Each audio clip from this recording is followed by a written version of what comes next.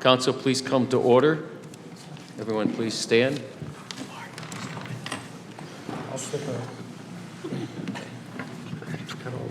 Led in prayer by Alderman Bettencourt, please. Almighty God, we ask for your blessing upon the members of this council as we assemble here in this chamber to conduct the ongoing business of our city. With your guidance, we will strive to ensure that all our decisions are for the common good, and your inspiration will instill respect, compassion, and thoughtfulness in all our deliberations. Give us the strength and wisdom to lead by example as the people's representatives, and that peace and harmony will mark all our proceedings and keep us faithful to the trust placed in us by the citizens of your community.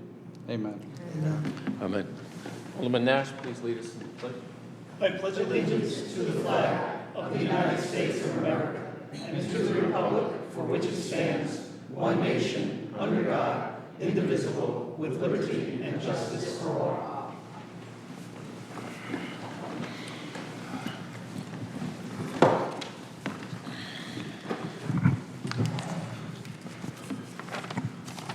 Adoption of minutes, June 7th, 14th, and 21st. Entertain a motion, please, to bring this forward. Alderman Wilson, second, Alderman Gould. Is there discussion? Seeing none. Alderman DeLucia? Yes. Alderman Wilson? Yes. Alderwoman Gould? Yes. Alderman Nash? Yes. President Pro Tem Bettencourt? Yes. Mayor Nystro? Yes. That's 6-0. Motion passes 6-0. Petition and communication. Public hearing. Relative to holding a public hearing on the Community Development Block Grant Allocation recommendations. At this time, I declare this public hearing open, and I would invite members of the public who would like to speak during this public hearing.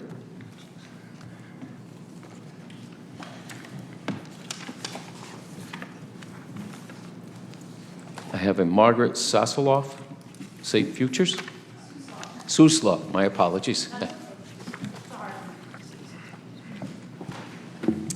Yes, hello. My name is Margaret Susloff. I'm Director of Grants and Compliance at Safe Futures.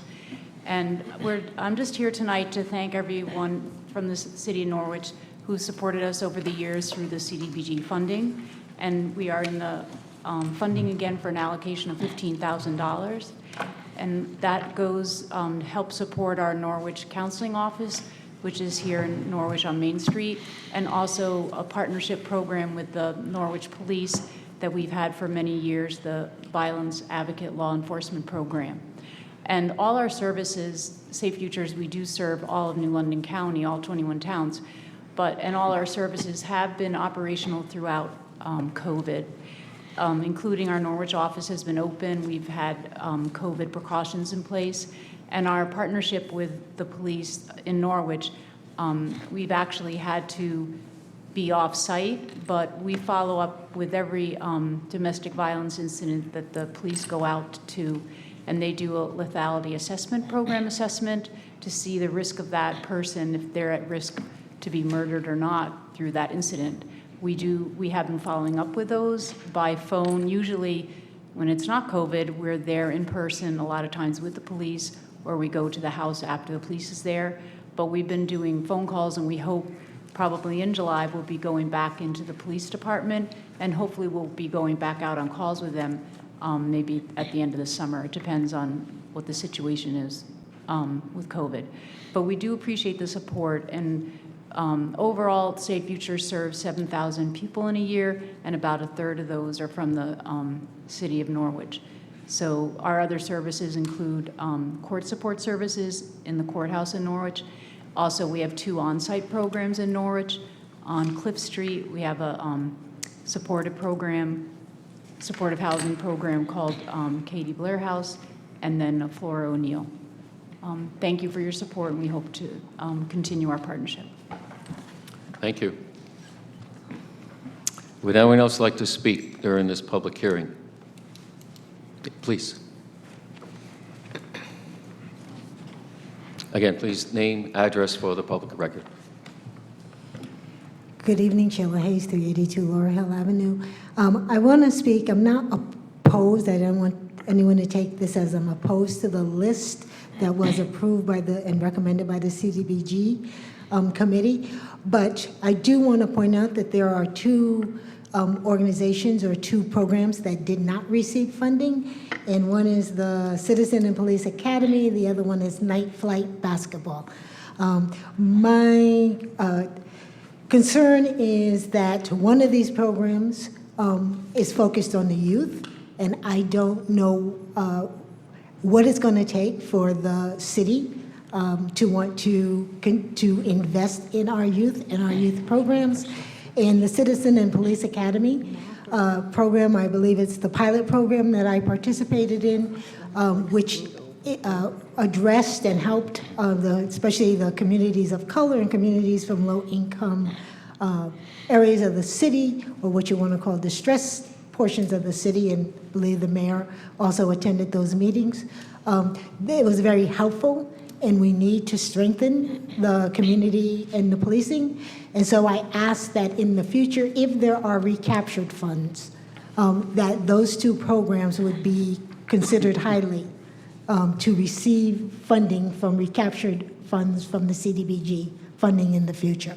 Thank you. Thank you. And I'd also like to speak to us concerning the public hearing this evening, community development.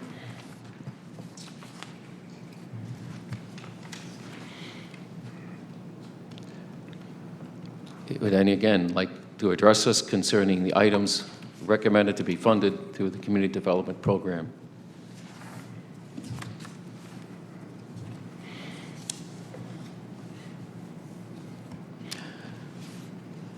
The third and final time, is there anyone who'd like to address us concerning the issues to be funded through the community development block grant program for this fiscal year?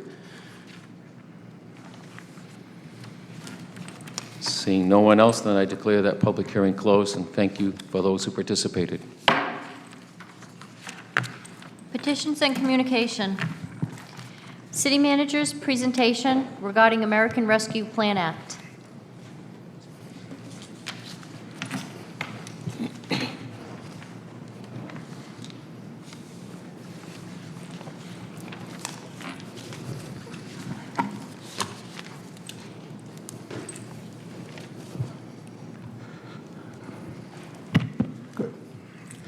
Good evening, everybody.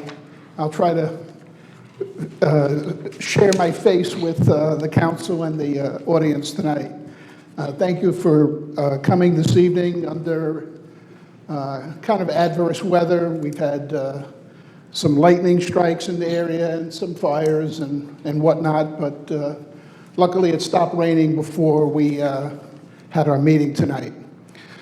So tonight, this is a presentation to the council and the citizens on proposals for the American Rescue Plan, ARP, as we call it in government bureaucracy acronyms.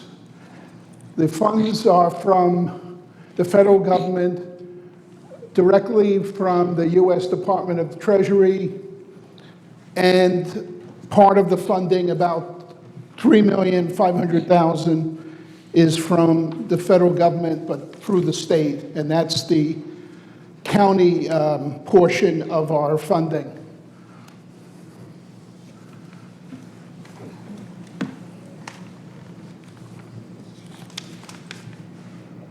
Okay. You rehearse these things, and then they don't work when you need them to work.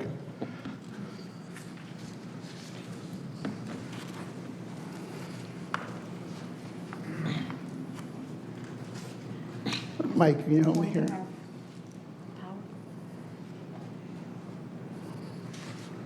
Doesn't seem to be. Is it on? Maybe I didn't turn it on. Is it on? It's always better if you turn the switch on. I guess I'm showing my computer literacy right now, aren't I? and when in doubt, plug it in, or turn the switch on.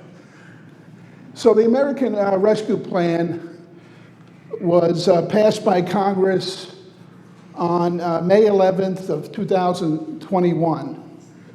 And it delivered a staggering, by my standards and probably anybody's standard, $350 billion, that's a B, for billion dollars for state, local, territorial, and tribal governments to respond to the COVID-19 emergency and bring jobs back to the country and to our local areas. I want to first get into the funding objectives of the program. This is important to understand these because when we utilize the funds, they have to fit into what the federal government's intentions were. So to understand the funding objectives will give you a better understanding of why we funded what we did. So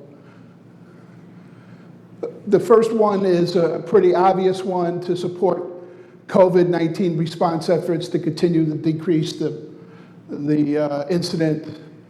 Luckily in Connecticut, we seem to have it under control. We had a very aggressive immunization program, and we're probably in much better shape than many cities and towns across the country. But everybody's not vaccinated. There's a new variant out, so we still have to be on guard. Another area is replace lost public sector revenue to strengthen vital public services. Now, there's something very interesting and ironic about this one for the city of Norwich. I've always complained that we rely too much on the property tax. It's the predominant tax that supports local government. It's where we get the majority of our funds. The other funds come from the state. The thing about the property tax, it's pretty stable. Property doesn't leave the city. Even though it might be vacant, it still has value. So because we are a property tax-laden community, like all of Connecticut, we were exposed to less deviations in revenue during the year. Unlike many communities in the Midwest and the South, which rely more on sales tax revenue, income tax revenue, which can really go up and down, and certainly was adversely affected by the COVID-19 pandemic. So in essence, we did not have a major lowering of our revenues in the city. Now, that's not to be said that NPU, our utility, didn't. They had significant shortfalls with industries going out of business or being put on furlough, restaurants, citizens who just plain couldn't afford the utility bill. And one of the requisites, though, of the act is that you can't reimburse public utilities from the funds. So, and you're frowning there, but you know it, and it's unfortunate. I'm pointing to our manager of NPU. Support immediate economic stabilization for households and businesses. That's one that's very important. It's probably one of the most primary items that we do. You'll see quite a bit of action in that area. We also want to try to address systematic public health and economic challenges that have contributed to the unequal impact of the pandemic. We really found this out during the pandemic, that there was many areas of society, and the city is not immune to that, where access to good health care, even getting immunizations, information, whatever, was lacking. And funding is to address that. Again, public health response, mitigation, medical expenses, behavioral health care, certain public health and safety staff. Services to contain mitigation and spread of COVID-19, pretty logical. And also, we don't want to leave out behavior health services. There's been a lot of stress on society, and our behavior health services have suffered, and there are many individuals that don't have good access to any care in that area. And then also payroll and covered benefits of the health situation. Public sector revenue, I talked a little bit about that already. We fortunately do not have a crisis in that area, but if we did, we could use the funds to the extent of reductions in revenue experienced due to the pandemic. We all thought that we would have lots of reductions, and the city did not. Ensure continuity, of course. Revenue loss is calculated based on expected trends, so you can freeze it in one area, and then you can project down and recalculate each year. But we didn't utilize it for that purpose. Water and sewer infrastructure, very straightforward. Make necessary efforts to access clean water and invest in wastewater and stormwater. We could have taken the whole $29 million and programmed it to the new wastewater treatment plant, and we'd pay about not even a third of it, a fourth of it. At that point, it's a multi-million dollar project. So in essence, we tried to spread out our programs to immediately affect the most people, and we'll hopefully get funding possibly through additional projects like infrastructure and other grants that are coming down the road, hopefully.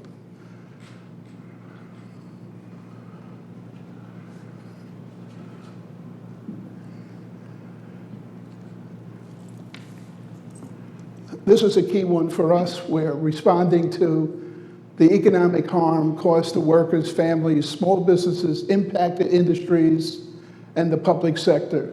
I'm sure everybody in this room could tell us a story about an impacted person they know, possibly a family member, possibly themselves.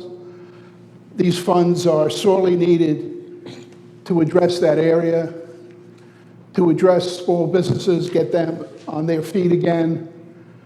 Impacted industries, everything from tourism to restaurants to service industries that rely a lot on interactions. We want to deliver assistance to those workers and families. We want to support small businesses, speed the recovery of impacted industries, and rebuild public sector capacity. Premium pay for essential workers. We did not utilize that portion of the American Rescue Plan for premium pay for essential workers. That can go to first responders and other individuals. The priority was for low and moderate income workers, and these are the key sectors. So we stayed away from that. We wanted to put the people that had these funds for healthcare, childcare, grocery and food service industries. Those are the people that really were adversely affected in the beginning of the pandemic, as you recall, and their wages are not that high for what they were exposed to. So we felt that that was more appropriate in that area. It doesn't mean that we can take another look at it later, and I'll talk a little bit about that. Broadband, that's the internet and wireless. The schools last year made a big investment with the initial COVID relief funds to bring up standards, because as you know, we did remote learning most of last year into this year. In addition, this year, Norwich Public Utilities will be working on a program to expand local access to individual sections of the city. And that program is ongoing, and it's independent of the American Rescue Program. We will see how that works, and then if it wants to be expanded, we can use funds in future installments. We found that the internet does have a large divide of people that have access and people that do not. It costs money to be on the internet unless you have free service. It costs money to have a device. We heard stories of children doing their homework assignments in the beginning on their phone because they didn't have access to a laptop or a tablet. That's not a very good way to do a homework assignment. The city's been very aggressive in that. Board of Education should be commended. They're pretty much just a laptop in every student's possession now. So we've made a lot of headways in that. And we want to complement existing broadband investments. That's why we're holding back a little bit now. First project that we're proposing for funding is Uncas Leap Heritage Park, $2.1 million. This program addresses a number of areas. First, it addresses tourism because we feel that tourism is a prime component of the city's reconstruction plan and to have more economic development. We feel that Uncas Leap is a magnificent area, very underserved, very hard to access. Most of our heritage trails, our history trails, kind of ramble up to Uncas Leap or start from Uncas Leap. So it's a natural rallying point for many of the interesting self-tours that we have in the city. It also would be used as a point of park refuge for individuals in that area. There's not a lot of public space right in that area. Now, the program is designing the site and completing the master plan. Completion of the granite mill room. There's a wonderful granite mill there that is in the 17th century, or is it older than that? I'm looking at our historian people over there. I think it's 1600s? Yep. And it's in ruins, but it's going to be salvaged. And the granite that's going to be salvaged from it is going to be used in the park. We find, I think, very interesting. Of course, we want to have signage and timeline exhibits, fencing, lighting, benches, flagpoles. Very important. Sounds mundane. A restroom facility. You do all this hiking around the city, and you're kind of lost out in Uncas, and there's no public restrooms. We really, in this country, we don't have a lot of public restrooms. We really don't. That park will.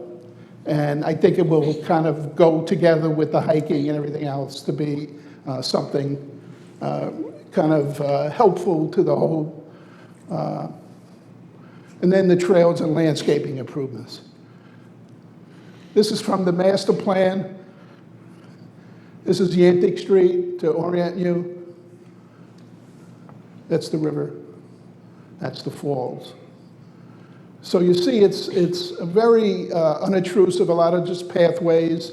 This area is where the granite gets reused to create a kind of amphitheater for small shows, history interpretations, things like that.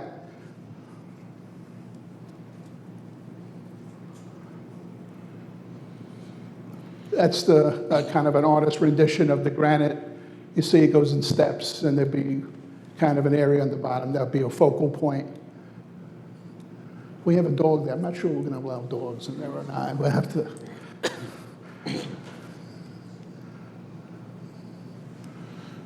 Another dog again.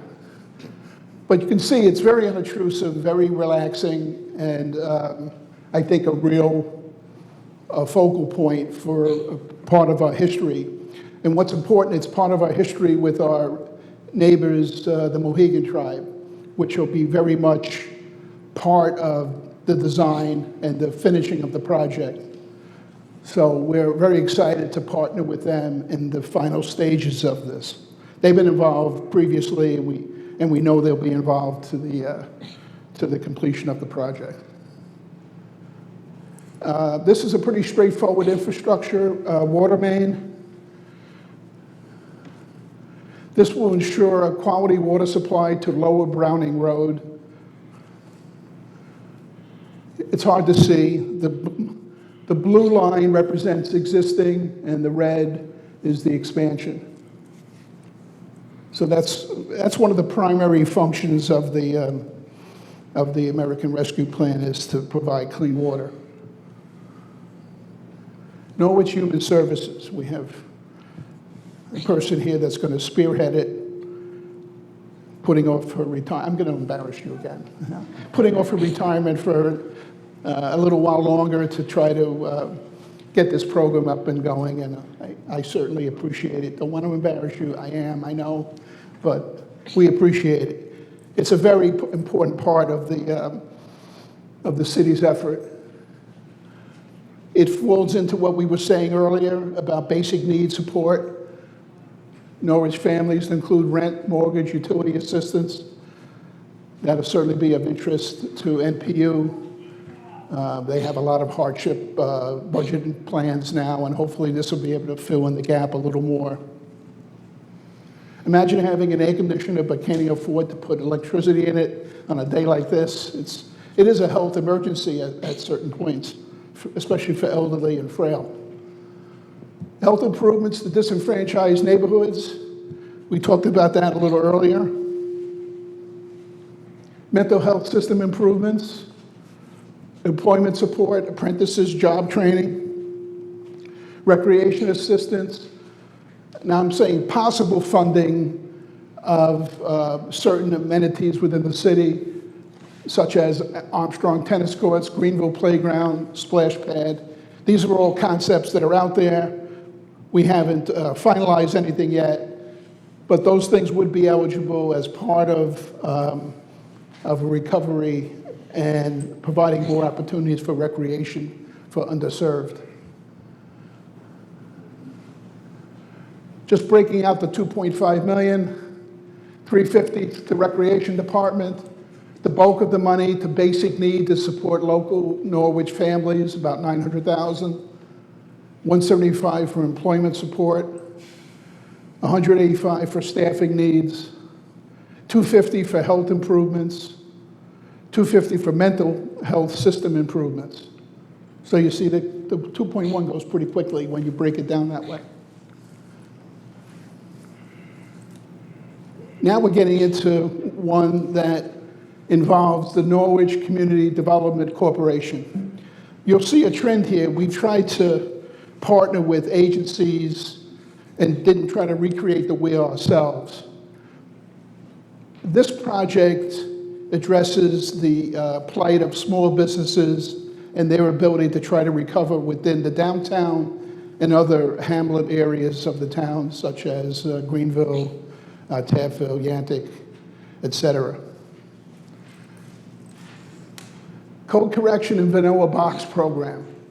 Code correction would reduce the risks associated with making long-term vacant spaces to improve and upgrade space. In other words, there's not a great rate of return to make an investment in downtown. The rents are lower than other areas and whatever. So by having the code correction, you get the building up to code, and it makes it more financially viable for an entity to get into it, to improve it, and to make it productive again. The Vanilla Box program is designed as a generic. You go in there, set up a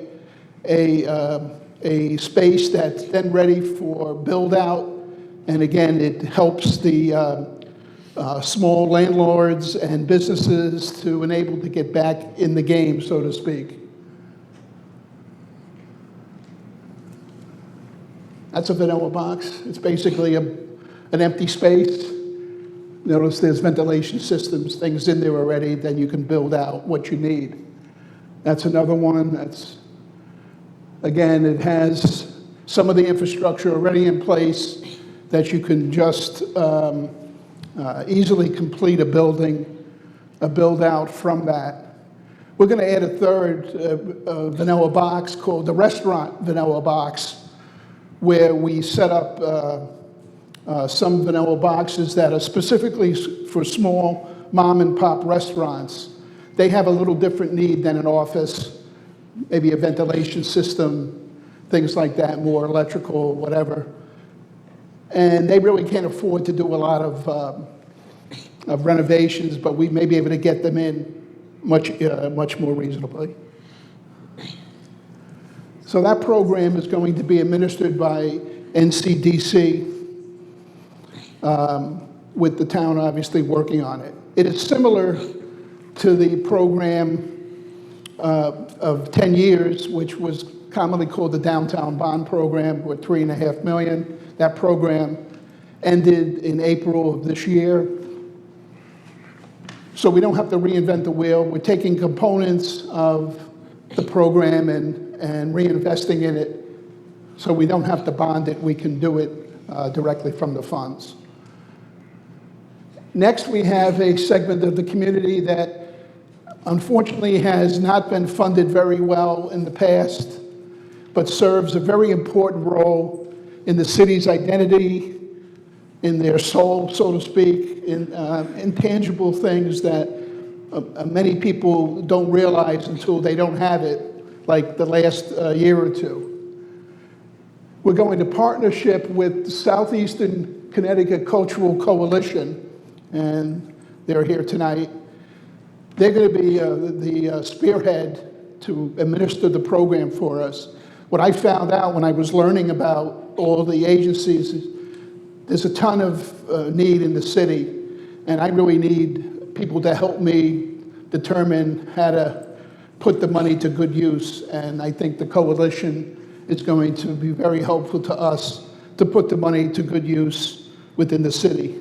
So notice the theme, we're not trying to reinvent the wheel, but we're working with another agency to partner with.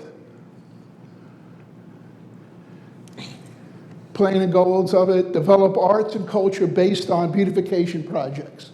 That's one aspect. Manage perceptions of Norwich. Fine arts and culture and history really can give a positive viewpoint of the city, and all gets tied back to economic development, tourism, and everything else. Finally, and maybe most important, is to coordinate and promote arts, culture, history, and heritage events and activities. And there's a lot of stuff going around, and with that 500, we'll be able to promote them, jumpstart ones that have been greatly affected by the pandemic closures. I gave 3 examples of things that are really part of fine arts and culture, and I put photographs. They haven't necessarily applied for anything yet, but I wanted to show you in one aspect it could be a museum like the Slater Museum. Another, it's the Arts Center, more performing arts. And then you have the Visitor Center, Norwich Heritage Visitor Center, that kind of signifies historic inventory of the city. So it's a really multi-pronged approach.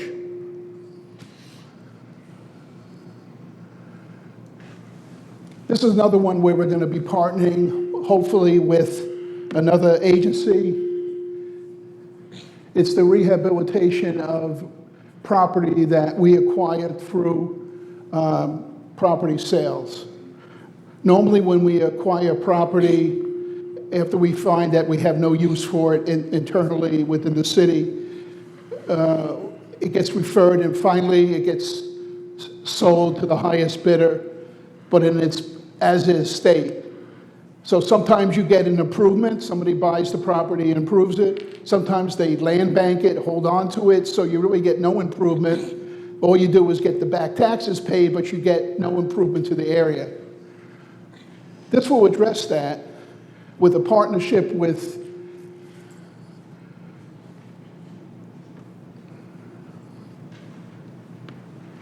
Habitat for Humanities. We have been working with them to set up a program that will meet their needs and their programs and what the city has. And they're very aligned, as you're not surprised. They have the same goals. They open up housing opportunities for individuals which might not and probably would not have the opportunity to have their own home or to have a rehabbed home. I know this is hard to read, but basically we'll be supplementing some of their programs. They have a major project going on in Sylvester Street project. They have 10 homes there. So they have a lot of skin in the game, 1.5 million. We'll be supplementing that a little bit, 360,000, to complete this project. So it makes a big impact in that area. Rehab projects, which is the heart of what we initially started to do, is about 840 of the 1.2, and that would be to take distressed properties, and instead of just turning them over as is, we would rehabilitate them, get people into them, and have Habitat really coordinate that process. Frankly, they're a lot better at doing that than we are, and we recognize that. And again, we don't need to reinvent the wheel.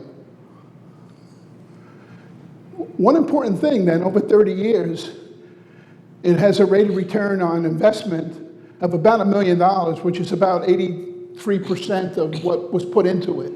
So even though people might think it's a program that hands out funds and things like that, there is a rate of return because the houses go back on the tax rolls at a higher rate because they're now improved. You might know, I'm not going to give the address for this house, but this is a good example of a house that's totally in disrepair and what it could look like when it's rehabbed. Neat, an asset to the neighborhood rather than a detriment. So we hope to do quite a few of these in the coming year or two. Finally, and this is a more recent add-on, we're not unlike many communities in the country. We're experiencing some increased areas of violence, especially with weapons, guns. And in talking with the chief, he recommended, and I concurred, that we should put $300,000 back in the account to hire additional community policing individuals to try to make a difference in the community. This doesn't restore all their funds, but it restores some of them. That's a very direct benefit of the ARP. You can do that to restore funds that were cut out of a budget because of budgetary restrictions. So finally, here's the summary.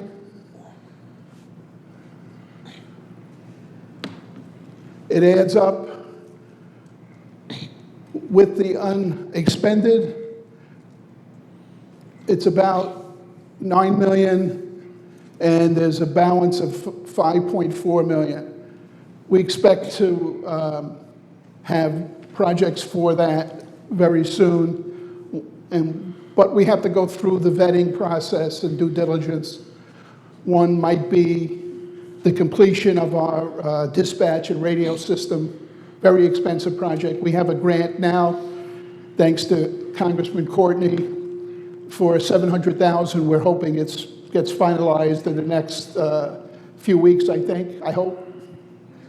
Good, cross the fingers.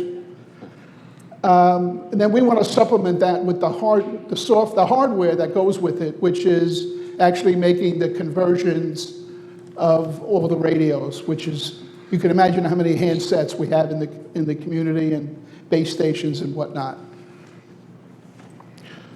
We're actually working on that number now in the fire chiefs meetings, which occur each month. So all total, that's our first year's allotment, 14.4 million. Next year, we would get the same amount, 10.6.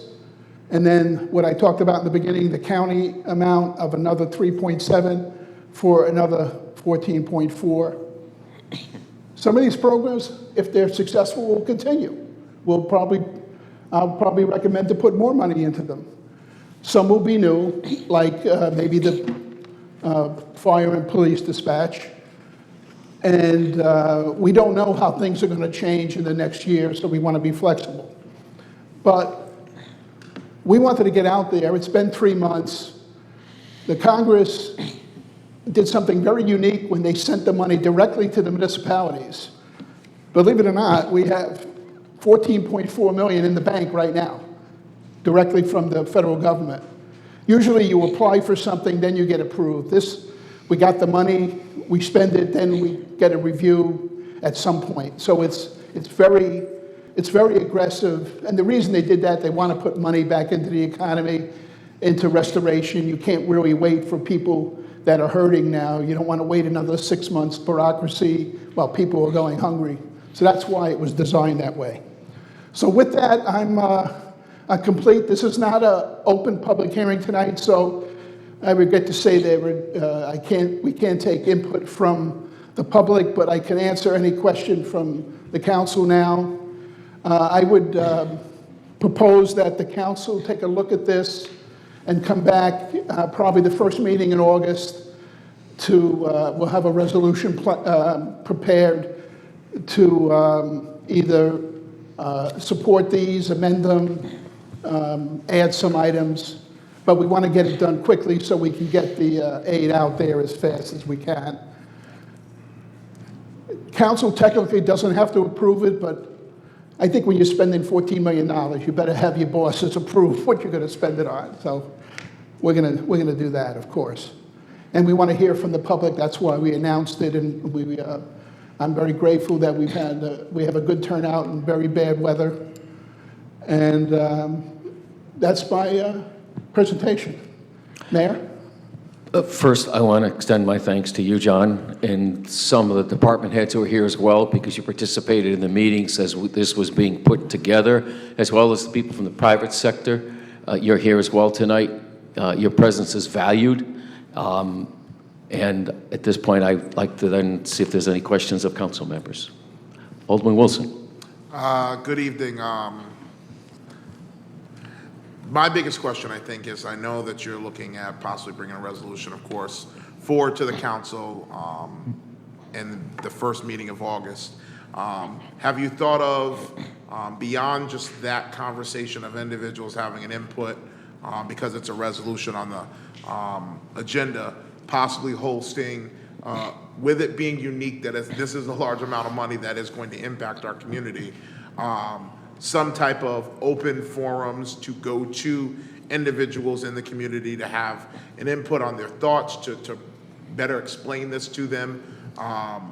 For me, I think it's making sure that they understand what's being done, but I think also this is a time with such a large amount of money being spent in some very creative and much needed areas. So are you looking to possibly do some type of open forums or something? Yeah, the answer is yes. That's why we're waiting till August to ask council approval. Between now and August, we'll have at least one public symposium. I don't want to call it a hearing because it's really not, really kind of a community symposium where we can hear from the public on where we're at. And that's important because the council can then use that in their final deliberations about the program itself. So yes, the answer is yes. And just kind of a follow-up to that, I think this is a good time for us to utilize parts of our social media of putting out ways that individuals could get their input to you outside of that. I think as much input about this plan that we can get. Support and understanding of it is very important because this has a huge impact in some key areas that have not gotten the support in this last year. And it's going to bring Norwich back to a place, and I think the theme from this is that all of us working together, we will win. So we want the residents to understand that everyone's in a win-win situation with these funds being spent, but that we're taking much consideration into how it impacts them. Agreed. Thank you. And thank you. Yes, Alderman Bencourt. City Manager, were there anything that might have been, any items that were presented to you that you elected not to fund? Not really. It's still in a state of consideration with the $5 million that has been outstanding. So, but there are some that are gray areas that we can't fund because they wouldn't meet the goals and the regulations. It's on my desk, that book there that's next to pro tempore. It's about 160 pages. Oh. So there's a lot of regulations and It's small things. by government standards. It's Small, actually it is small, and not bad reading, really. But the answer is that some have been proposed that clearly would not meet the criteria.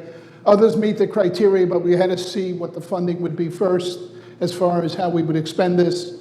Now we have this under our belts. We have $5 million to expand the program with more input. So we give ourselves some flexibility with that. okay. Thank you. Thank you. Other questions? Thank you very much, John. Okay, thank you. Thank you, everybody.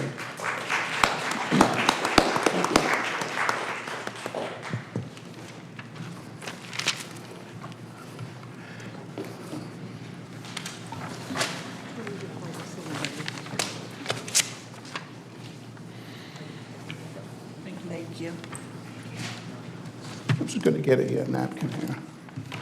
Get a napkin. I got it.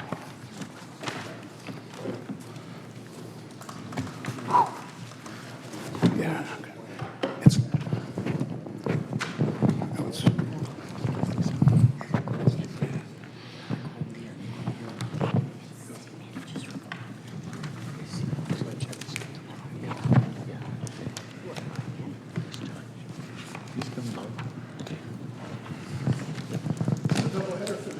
That's right. City Manager's report. Good to sit down again.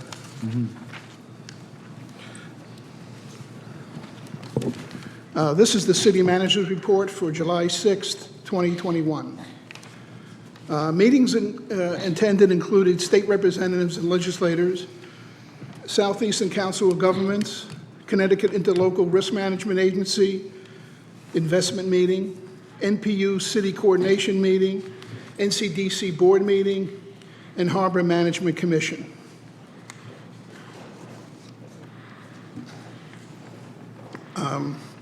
I have met with the fire chiefs 3 times in the past few months, and meetings will be scheduled for the 3rd or 4th Wednesday of each month.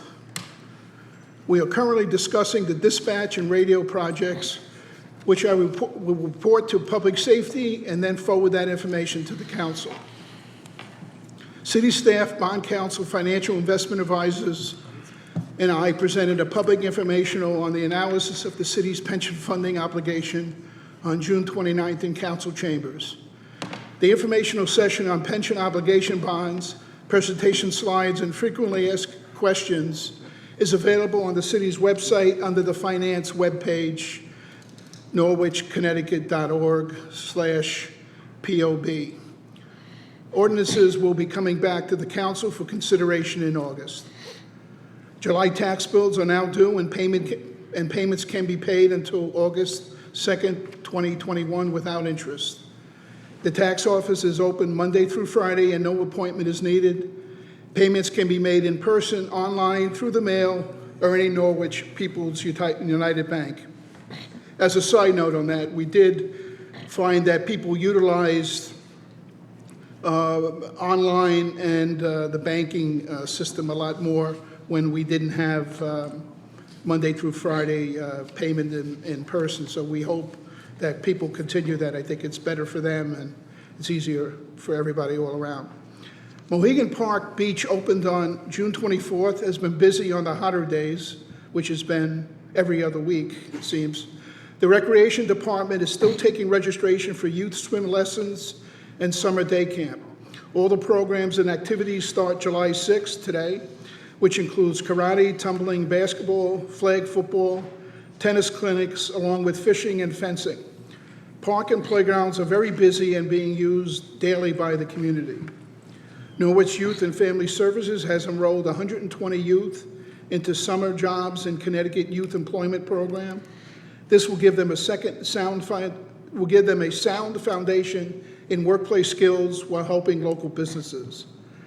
Griffith Health held COVID-19 vaccination clinics on July 1st, 2nd, and 6th, and will be at City Hall again on July 28th and 30th. They will also be offering free vaccines at Spalding Pond in July and August. Thank you to Norwich Events Organization for the annual fireworks celebration held on July 5th, which was enjoyed by thousands. The estimate I received was 8,000, might have been more than that, I don't know. Up higher than that. The 2021 Summer Concert Series starts July 7th, that's tomorrow, at Dodge Stadium. There's 2 concerts at Dodge Stadium, and then they move to the downtown park. Thank you to the Greater Norwich Art Chamber of Commerce and sponsors. And that's my report for this evening. Thank you, John. Other questions of the city manager? Alderman Nash.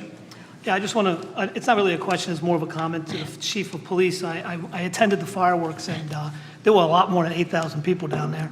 But I just want to say, it was being a former police officer, seeing all the other police officers from Putnam, New London, East Lyme, they're helping our police officers and stuff, and our guys were great. I stood around and watched, and my wife even made a comment asking me if I remember those days, because she would come down with the kids while I was directing traffic at Washington Square. So it did bring back some memories, but it was really great to see the cooperative work. And Chief, I want to commend you and the officers and all the officers that were there. I got to see an old friend of mine, Chief Brian Wright from the New London Police Department. We were DARE officers together, so it was an exciting night. And I couldn't be everywhere, but I did not notice any issues, and people seemed to really enjoy the fireworks, even though it got kind of smoky at the end there. But people were really, and even when we were walking, there was so much laughing and commiserating and all that kind of stuff. It was really exciting to see that again since this last year we just went through. So please thank you, people, and those that helped us out. I appreciate it. Thank you. We had 11 officers volunteer their time last evening from towns that he mentioned. New chief of Groton was there as well. It was good. Any other questions? Alderwoman Gould. Well, I'm just going to piggyback on what Bill said. I didn't go to the fireworks because I couldn't, but by 10 o'clock this morning, kudos to Norwich Public Works, because you would have never known that 10,000 people were in downtown last night. They did a fantastic job cleaning up the rest and remainder that was left behind by the 10,000. So nice job to Pat and his staff at Norwich Public Works for getting that all cleaned up.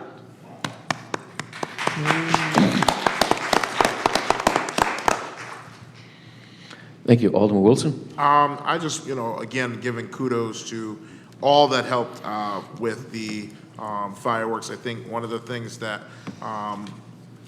we noticed is even with the rescheduling of it to Monday, people were anticipated it, and to see people come out was amazing. I think we are in a unique spot in Norwich this summer. There is going to be a lot of buzz downtown with the concerts.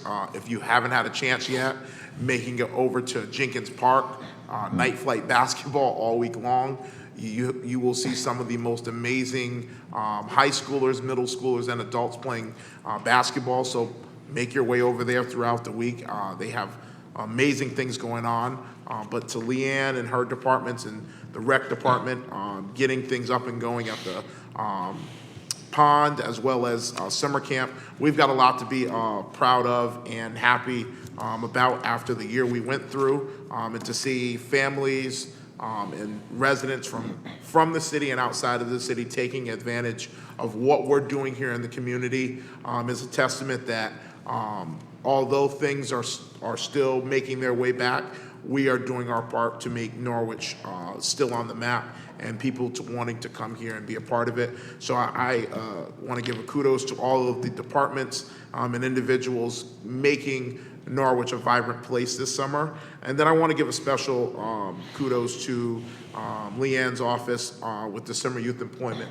I've never seen kids so excited to go to work. I have several former students that are in the program this summer, and to see them excited about a paycheck, but also to be able to patronize and do things locally with their friends brings me back to my days as a kid. So kudos to you and all of the work, and thanking all of the businesses that have stepped up to provide job training skills, but also put our youth first when it comes to giving them an opportunity in this community. So thank you. Thank you. Further questions? Okay, thank you. Thank you, John. Citizen comment on resolutions. Sorry. Well, please. I have a motion I'd like to make. I'd move to reconsider the vote taken on June 21st last month regarding an ordinance amending sections 8-74, 8-75, and 8-77 of Article 4 of Chapter 8 of the Code of Ordinances pertaining to the Volunteer Firefighters Relief Fund Plan of the City of Norwich. Thank you. Second, Alderman Nash. For the record and for the public, both gentlemen were on the prevailing side at the time the ordinance was passed, and it is their right within the next meeting held by the city council to take such a move. Actually, I was. I wasn't He on wasn't. I wasn't on the prevailing side. Which is okay. Oh, I'm sorry, I mixed them. Just, That's right. just the maker has to be. Okay, thank you. So that, that's, The floor is yours. well, basically, I think we were a little premature in taking the action we did, and I'd like to slightly tweak the ordinance and bring it back at a later date in a form that's more palatable to the majority. So, but that's, do you want to? Is further discussion? Yeah, so that's my intent regarding putting it back on the table. So, a motion. So, It's been made and seconded. yeah. Is there further discussion on the motion to reconsider? Is there a date? No. Well, the motion has to pass, and it Gotcha. goes back on the table, and then we can discuss those issues. Because this is just on the motion to reconsider. Alderman DeLucia? Well, I was just going to say, we need to vote on the motion to Right. reconsider before we do anything else. Correct. True.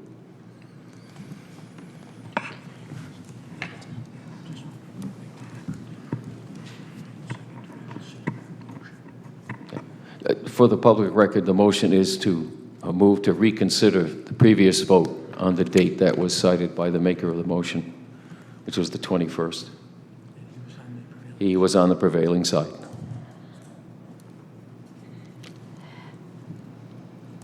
Alderman DeLucia? Yes? I'm sorry, yes? Alderman Wilson? Yes. Alderwoman Gould? Yes. Alderman Nash? Yes. President Pro Tem Bettencourt? Yes. Mayor Nystrom? Yes? That's 6-0. Motion to reconsider passes 6-0 for the record. Alderman DeLucia. Motion to table the ordinance. No, postpone. I'm sorry? Postpone? Oh, we're postponing? I thought you said table it. Motion to postpone to August 8th, the first meeting in August, we decided? No, it's August 2nd. August 2nd. Oh, okay. August 2nd, first meeting of the city council in August. Motion is postponed till August 2nd. Is there a second? I'll second that. Alderman Wilson, second. Any discussion? Roll call, please. Alderman DeLucia? Yes? Alderman Wilson? Yes. Alderman Gould? Yes. Alderman Nash? Yes. President Pro Tem Betancourt? Yes. Mayor Nystrom? Yes. That's 6-0. Motion passes to postpone until August 2nd, 2021.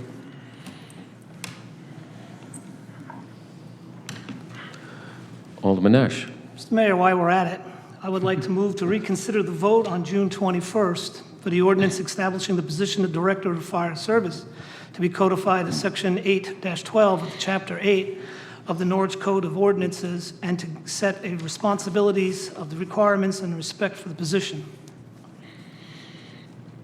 Thank you. The motion is made to reconsider. It's there by someone who was on the prevailing side. Is there a second? Second by Alderman Gould.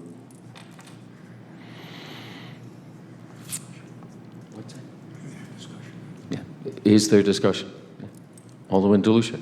I'd like to know why we're reconsidering an ordinance that was adopted by this council, but not funded in the current budget. I'm glad you asked. May I answer that, sir? Yes, you may, please. The night of the vote, I was considering the position, and I had thought about the fact that I was, and I apologize to my constituents and to my colleagues, that I was unprepared to offer an alternative to that position, which I would like to encourage my fellow council persons to at least consider this. Instead of the Commissioner of Fire, we consider not funding at the moment because we don't have the funding, but the position of an assistant city manager, at which time we can obviously tweak the job description of that individual to fit whatever it is we're looking for. And at the same time, we will get that position for far less money than a commissioner of fire, and that person can do many of the same functions of that individual in addition to other issues that at some time come up where the city manager, which I want to make this perfectly clear and strongly say that the city manager had absolutely nothing to do with this request. This was all me talking to others about what the city's needs were. And this is what I thought was beneficial to the city, because if a fire commissioner gets out there and he works for a year and a half, maybe, I mean, I don't think he has that much work to do in the initial beginning. He will. So he'll get a good, 8 months to a year's worth of work. And then after that, he's just got to, maintain the river flow. But if we have an assistant city manager, that individual can be assigned other tasks in addition to assisting public safety, getting their act together and keeping that act together. So that's why I was reconsidering it. I believe there should be someone to assist the city manager with the fire services, as well as emergency management and maybe even the police department.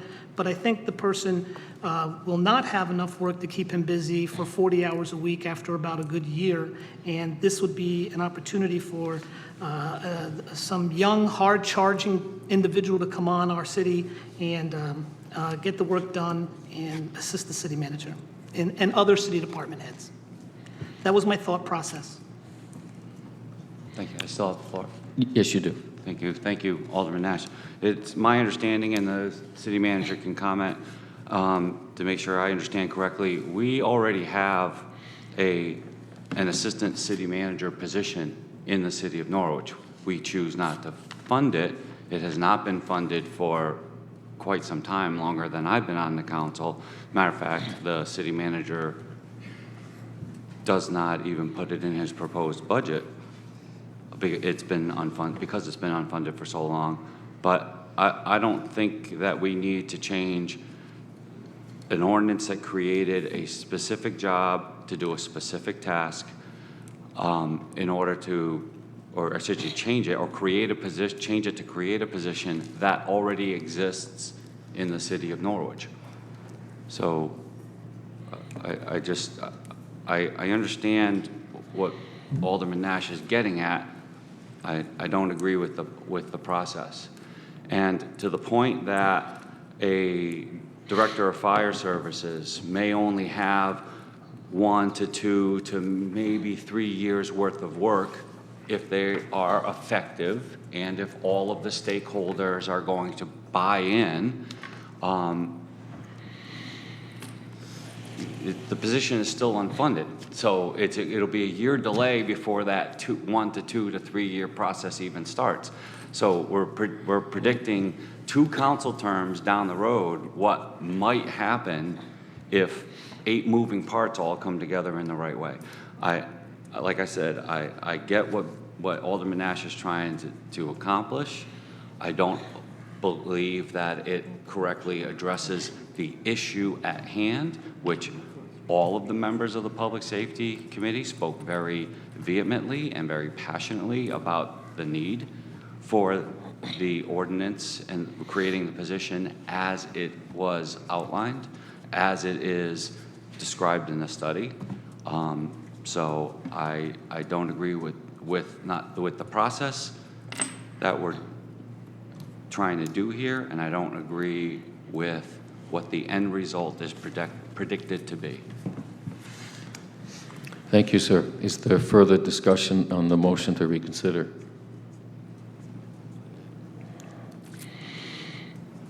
Okay, thank you. Again, the motion is to reconsider the ordinance that's been referenced, and it was initiated by someone who was on the prevailing side on the meeting on the 21st of June. Alderman DeLucia? No. Alderman Wilson? No. Alderwoman Gould? Yes. Alderman Nash? Yes. President Pro Tem Bettencourt? Yes. Mayor Nystrom? Yes. That's 4 to 3. Motion to reconsider passes 4 to 2 with 1 abstention. Is there further discussion? Alderman Nash? I'll just finish up and say,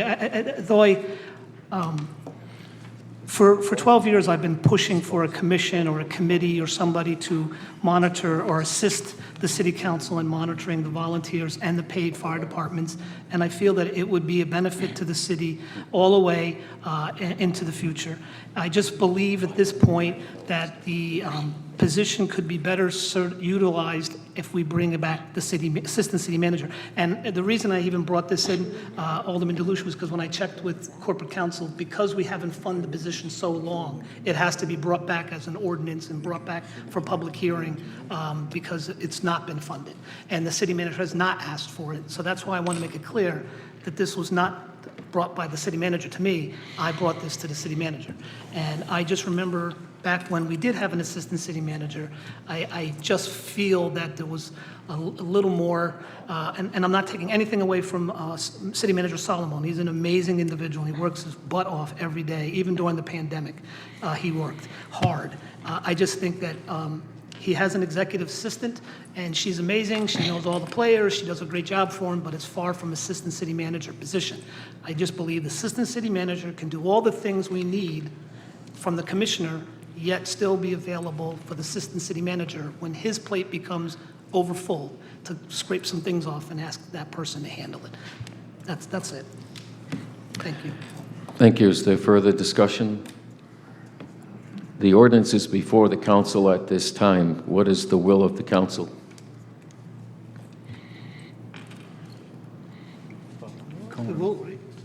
To vote? Does anyone have any other discussion they'd like to share? Alderman Bettencourt. Yeah, go ahead. Yeah, all right. I have to tell you that I've really, kind of torn with this one because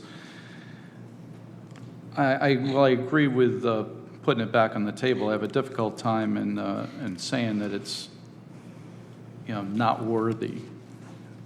I think the position is worthy, but we didn't fund it, so I don't honestly think anything that we do here tonight really matters a whit, because it's not going to be until next year until we have this kind of discussion again. So, and then who knows who's going to be up here at that point. So I wasn't really crazy about the idea of passing it to begin with because it wasn't funded. So why have an ordinance if the position's not going to be funded? I'm not sure, to be honest with you, Alderman Nash, that the assistant city manager concept is going to work based on everything, in the history between the parties. So I honestly don't think that that's going to happen. But at the same time, like you said, that position is not going to be funded anyway. So whatever action is going to be taken is going to be left to the next council as far as this goes, of any significance. So with that said, I don't think the vote here really matters a whit. It's going to come down to what happens next year. Thank you. Any further discussion? Alderman Wilson. So, I think the bigger picture here is when we what would be reconsideration or revision of the assistant city manager's job description, I think when we have a conversation on what that looks like, we have something in place, this conversation can take place. I don't think, people are vehemently opposed to an assistant city manager. I think we are in a unique situation to allow things to play out. Neither position is funded. To allow things to play out in a manner to see where we're at goal-wise within as a group. And then I believe once that position has been codified as far as what its responsibilities are, what it looks like, if it is within the goals of the next council, pretty much, then I think it moves forward, and then the conversation of if this position is necessary should happen. I don't think taking it off right now helps where we're at. We have discussions as we move forward, and we've said from beginning, I think things can change. We can have compromises and whatnot as far as what the position is and what its roles and responsibilities are. But I think overall, until we have that conversation where it's going to be funded, there's no need to change the ordinance being on the books. I think we have had assistant city manager that has some job specs. There's got to be long conversations on what that looks like. But until we have those conversations where we're funding something, there's no need to really worry about this. I don't think it's hurting anyone. So that's all I have to say. Thank you. Is there further discussion? Alderman Gould. I didn't support the idea of a fire commissioner because 6 of the most important players told me, told you, told us that they didn't need a commissioner. They promised, they have committed themselves to working with the city manager to work on the recommendations from the McGrath Consulting Group. So I say, let them put their money where their mouth is. They've made this commitment. They've made it to us and they've made it to the city manager, and the city manager has committed himself to working with 6 fire chiefs. Now, in 6 months or 9 months or a year from now, we're back here and we've made no progress, or they have balked on their commitment, then I'm willing to revisit the idea of a fire commissioner. But I want to give them the chance, the opportunity to work with the city manager to make any type of necessary changes that they feel they need to make. I don't see the harm in taking this ordinance off the books and putting it back into the hands of the city manager and the fire chief, who are all capable, committed individuals with a lot of talent and a lot of experience in the fire service here in the city of Norwich. And I want to give them the opportunity to let them shine. Let them go to work, get the work done, and make us all proud. Thank you. Thank you. Other questions or statements? Yes, Alderman DeLucia. Thank you. So I almost completely agree with what Alderwoman Gould just said, that the 6 chiefs and the city manager have an opportunity to shine. It is the next 12 months until the next council sits up here and decides whether to fund the Director of Fire Services or not. They've got their 12 months.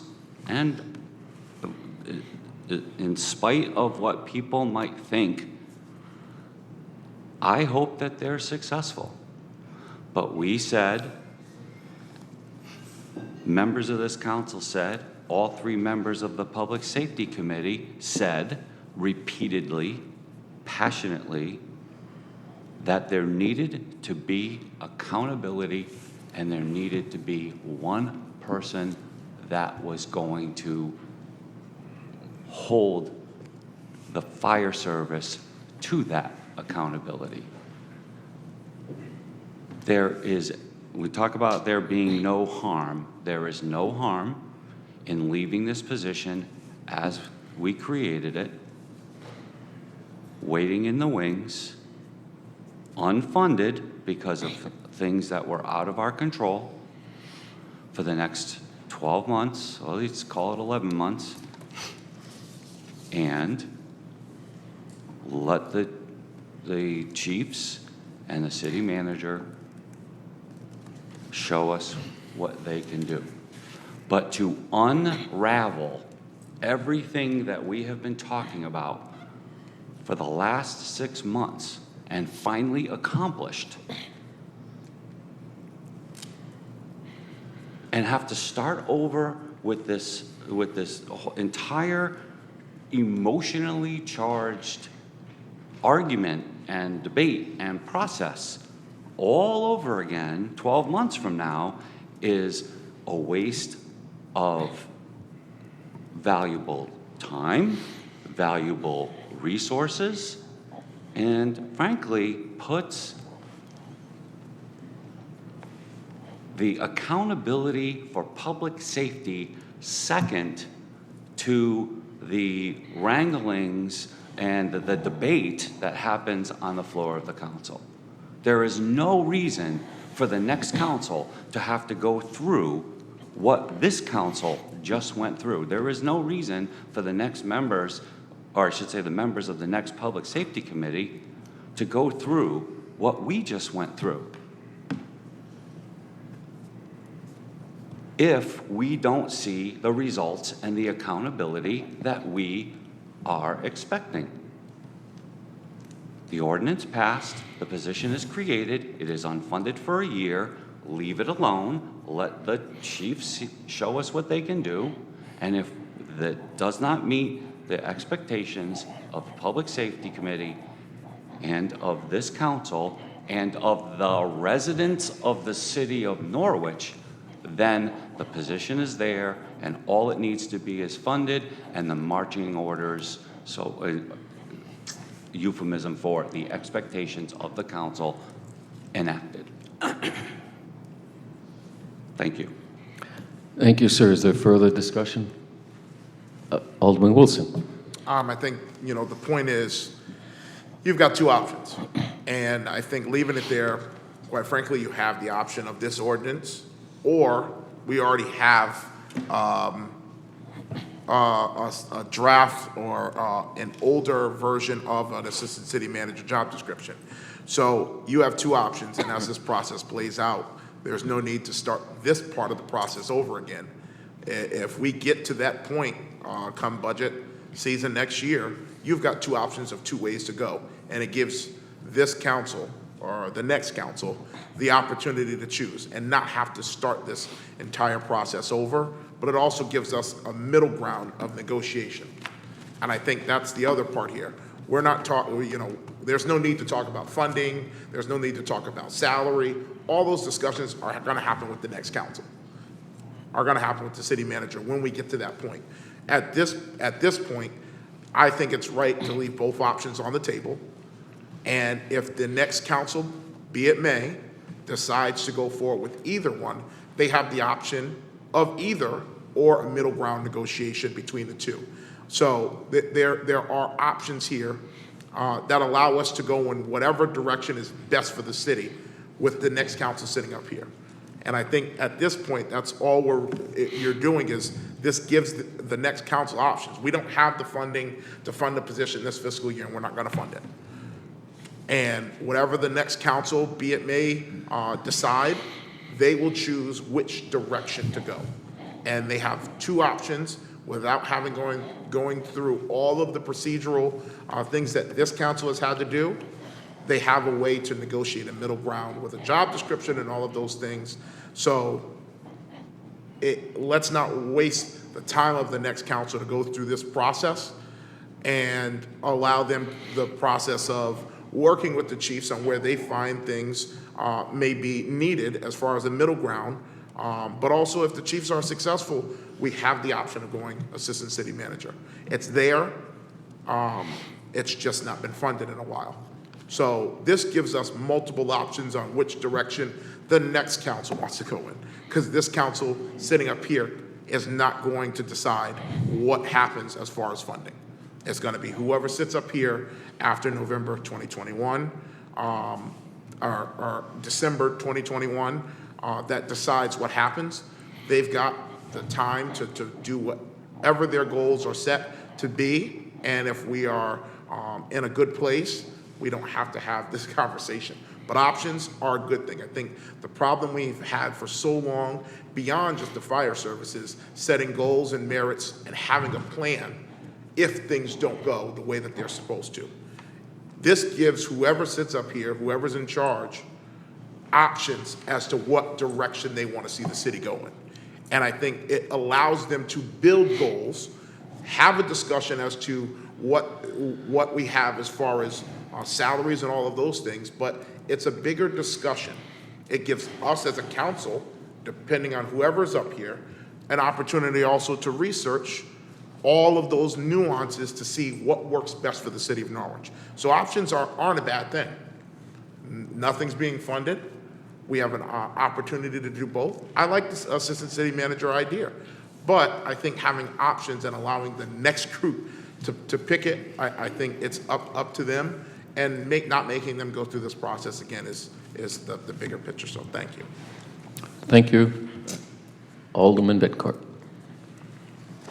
Did you say me? Yeah, President Pro Tem. Okay. Alderman. Sure. Yeah, well, no, it's only good choking on the words. Well, I think it's the mic or something. Anyway, so the one thing regarding this is I think some people, on the other end, the people that are, impacted by it, have some concerns that they kind of thought that this was, an axe held over their heads, and, I've heard things like that, and whatever. Certainly it wasn't the intent. In my case, I believe it was the intent was really, I thought that the position, if it had been funded, would have been to make their jobs easier, to be honest with you. And I think that, that's, where I was going with it. But the fact of the matter is that it's not funded, and as Alderman Wilson said, I mean, it's going to be the next council that makes the decision anyway. So I think you leave all the options on the table, but I think leaving this here like that doesn't promote and doesn't make it any exactly easier for the city manager to do what he needs to do. But we'll see. So I honestly don't. The history between the city manager's office and the chiefs in general has not, always been a productive one. Certainly, there were impacts with other personnel that were involved, but because this has gone on as long as I've been involved with this, and it went on for decades before that. So, but I just can't see keeping this on the books if it's not going to be funded. Thank you. Is there further discussion? Just for the record, since the discussion has been somewhat lengthy, the vote today right now is on whether the ordinance is adopted or not. That is what is before us. For my own 2 cents, I have faith in the city manager and our fire chiefs. and I will be voting no. Roll call, please. Alderman DeLucia? Clarification question. Yeah, you got to clarify. A yes vote is to pass and adopt the ordinance. A no vote is to not pass the ordinance. To adopt it as approved at our last meeting. No, it would be approved as this evening's meeting now. It was reconsidered. I understand, but to adopt it without change. No change, that's correct, as it was written. Thank you. Point of order. I made yes, a sir. motion to reconsider it, so a no vote would be, No. you need to, I'm confused now. The motion to reconsider passed. We already passed the Oh, motion okay, to so now we're just reconsider. keeping it. Okay, got it. That's why we've been talking at some length. Yeah, I got lost. yeah, It's easy to do. please. Alderman DeLucia? To adopt without change, yes. Alderman Wilson? Yes. Alderwoman Gould? No. Alderman Nash? No. President Pro Tem Bentoncourt? No. Mayor Nystrom? No. 2 yeses and 4 noes. The vote is 2 in favor, 4 against. The ordinance is defeated.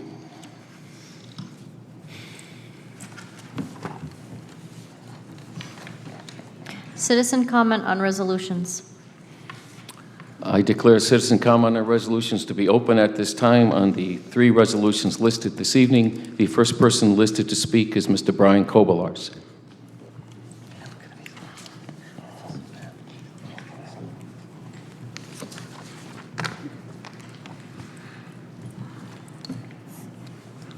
Good evening, Brian Kovalars, 16 Hobart Avenue. Related to resolution number 1 with the Norwich Police Department, I would recommend that you vote in favor of that with a slight modification after I saw the presentation tonight. $5 million unallocated, there's no reason to take $11,000 out of property rehab. It should fit within the categories that were listed, so we can do that action to help the NPD without affecting property rehab. Second, I question now with the language that's in resolution number 3, if that will still be on the table tonight, because it does make specific reference to the position that you just ended up basically canning.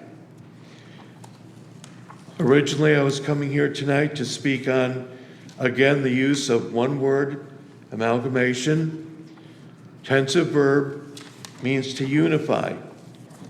And I believe that even though in talking with some of you, cooperation might be too loose, I think that word is a little bit too strong. And there needs to be a middle ground. So when this comes up in the future, if not tonight, I strongly suggest a minor language change that will help make this not only a stronger resolution for the city and its people, but also something that will make more sense for all the independent volunteer departments throughout the city. Thank you for your consideration. Thank you, sir. Mr. Marvin Cerruto.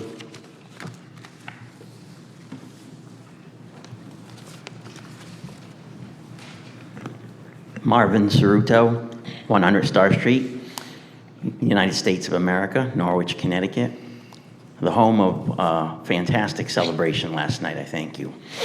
And I'm going to speak to Resolution 3. I'll speak to it as the language stands. I don't think the change will be that much. I have full faith in our city manager and our 6 chiefs. I know most of them. And I wish them well, efficiency and success. Don't lose sight of the goal. When I worked for Florida Power and Light, we had an outside agency come in and tell us how messed up we were. And we went downhill because we lost sight of the fact that we were there to make electricity. And fire rescue, it's right in the title. So I will be encouraging you then you'll be my prayers to make sure you don't lose sight of the fact that it's fire rescue. Thank you. Thank you, sir. Is there further discussion? Yes, please.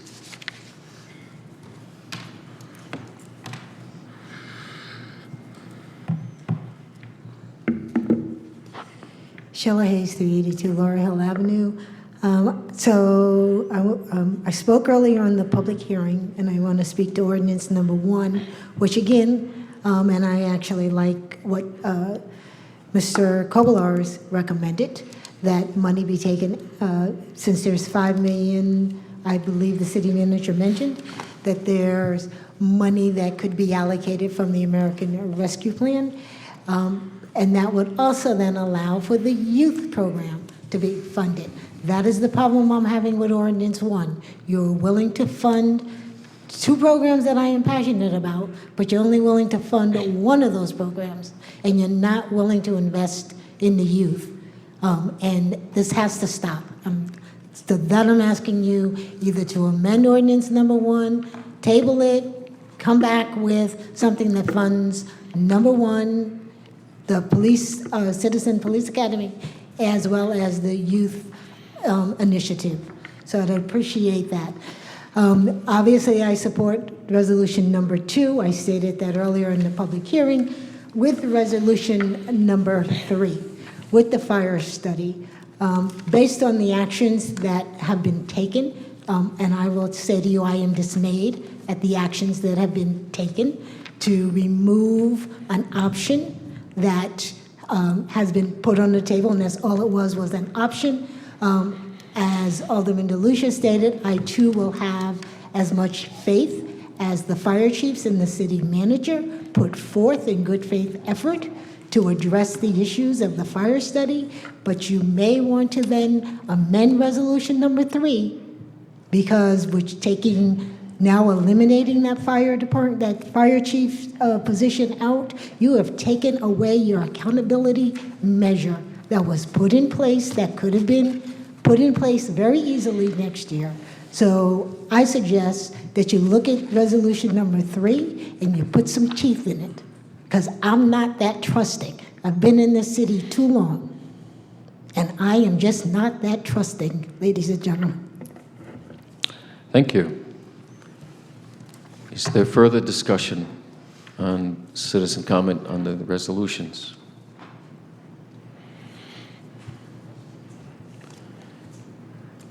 Is there further discussion on citizen comment on resolutions?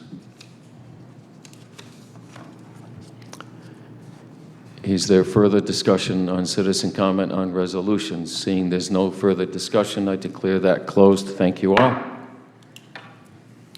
New business. Resolution 1, relative to a resolution amending the proposed community development block grant recommendations. Thank you. I ask for a motion to bring resolution to the floor. Alderwoman Gould, second. Alderman Nash. For the benefit of the body, if I may, I met with our director, Kathy Crees, last week, because I too was concerned that those 2 worthy programs had not been funded. I learned that in their original application, they weren't eligible. The first one, because it said it was to benefit the entire city, and as you know, HUD funds can only be directed to low to moderate income areas. So in fact, the commission never even saw that request because it wasn't eligible right from the start. And the other resolution of the other recommendation that was filed had similar issues. It was not eligible, and we pay our director to do what she does best and bring those issues that are eligible.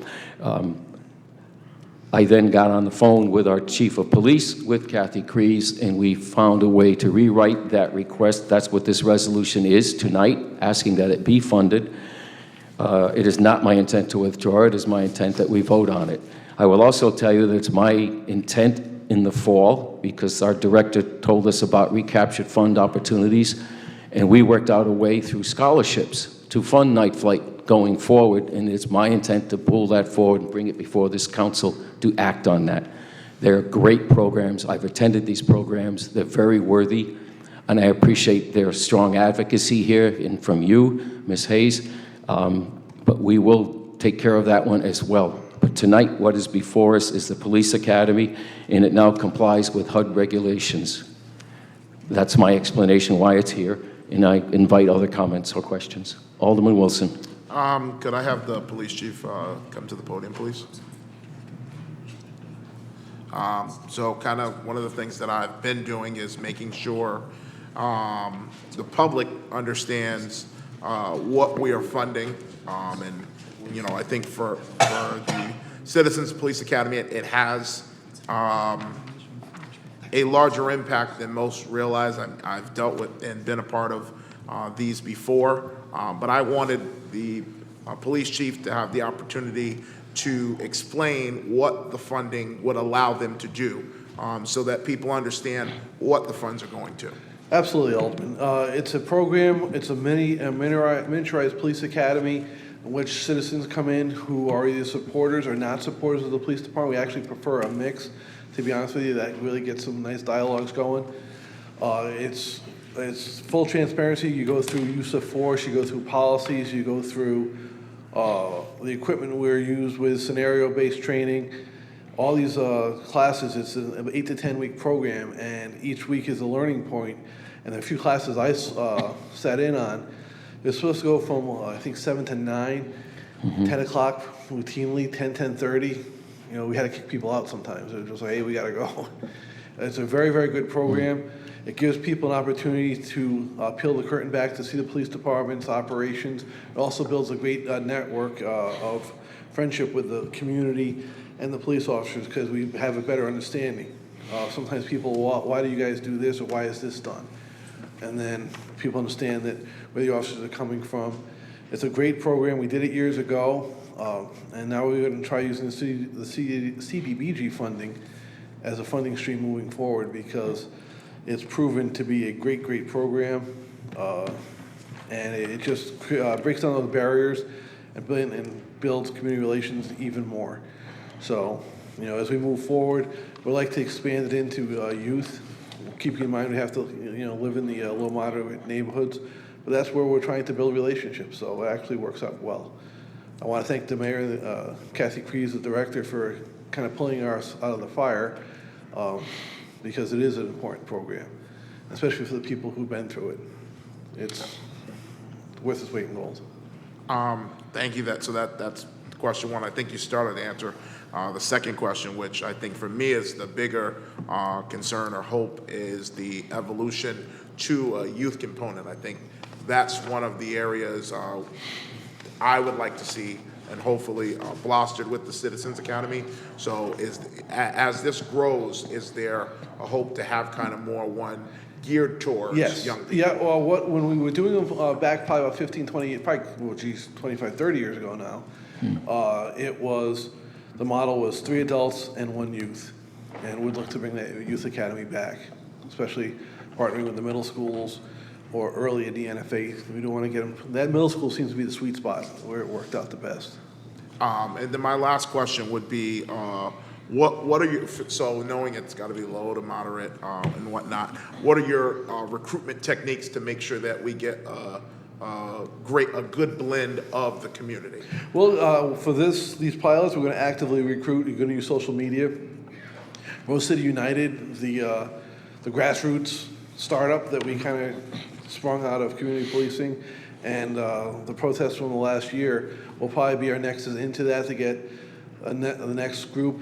8 to 10 is pretty good, 12 on the top side, and then we'll see how else we can recruit through social media to get a good mix of the community in the areas that apply. Excellent. That's all the questions I had. I actually had another question for the city manager to kind of address the question brought up by a resident as to, is this even something that could be even eligible through the ARP funds? The police academy? Yes. Possibly, yeah. You got to look at it. I really have to take a look at that. The language that I've seen so far, not to jump in, but we talked extensively about it last week, it really keys around gun violence. I guess if you can make the nexus, safer the community is overall, maybe that helps. and that could be a potential funding source for it. But it's really targeted for the gun violence streak that everyone's going through. Okay. All right, thank you. Thank you, sir. The further questions, discussion? Thank you, Chief. And I had fun going through that class. It was very enlightening.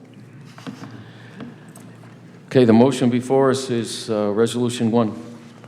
Any further discussion? None, okay. Alderman DeLucia? Yes? Alderman Wilson? Yes. Alderman Gould? Yes. Alderman Nash? Yes. President Pro Tem Bettencourt? Yes. Mayor Nystrom? Yes, 6-0. motion passes 6-0.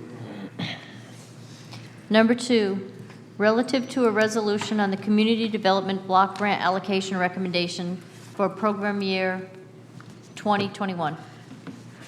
Motion, please, to bring this forward. Alderwoman Gould, second. Alderman Nash.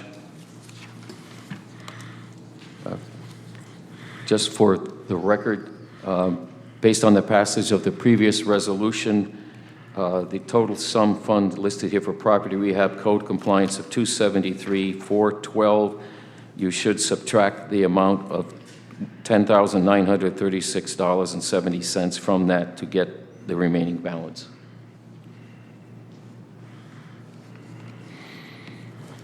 Is there further discussion?